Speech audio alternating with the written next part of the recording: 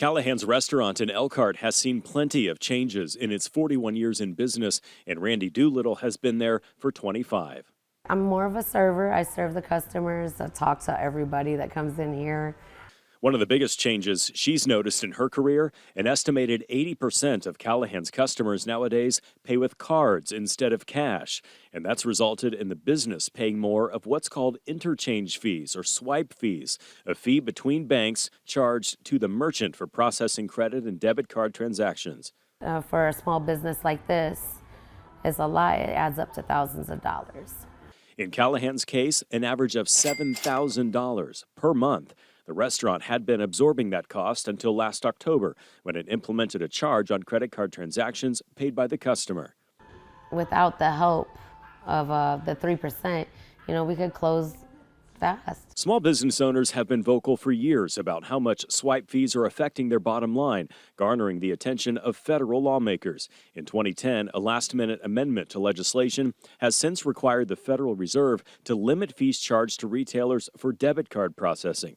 Additionally, the Credit Card Competition Act of 2023, a bipartisan bill that, had it passed, would have prohibited most of the card issuers from restricting transactions to a single network, thus allowing for more competition. Executives of Visa and MasterCard grilled by lawmakers in a Senate hearing on Capitol Hill last November. You have 80% of the market, but you don't want any more competition.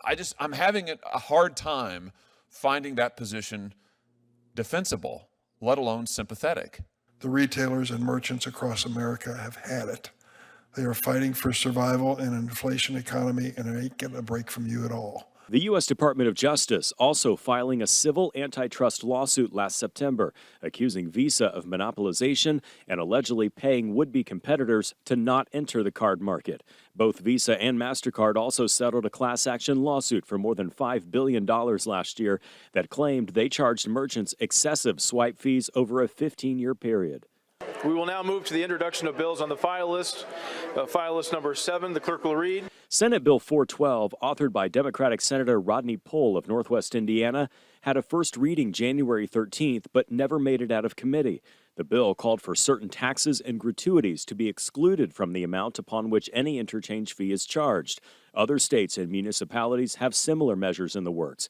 A council member in Washington, D.C. introduced the Fair Swipe Act, a move that would prohibit banks and large credit card companies from including sales tax and gratuities when collecting interchange fees. Senate Bill 1055 in Idaho would do the same, and a group of hospitality associations in New York also banding together for the same change. Card company executives responding to federal lawmakers on Capitol Hill. As it relates to small business, we care very much.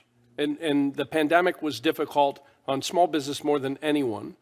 In 2022, we lowered rates for 90% of small businesses in the United States. Our brand has become synonymous with trust. Visa had planned on increasing interchange rates in April this year, but that changed in March when the company agreed to hold off on increases for 5 years as part of that multi-billion-dollar lawsuit settlement. The company did, however, raise fees in other areas of its interchange program. Back at Callahan's, Doolittle says most customers understand their new policy, but cash will always be king. It's something that we have to do. We want to stay open. We want to stay here still. So.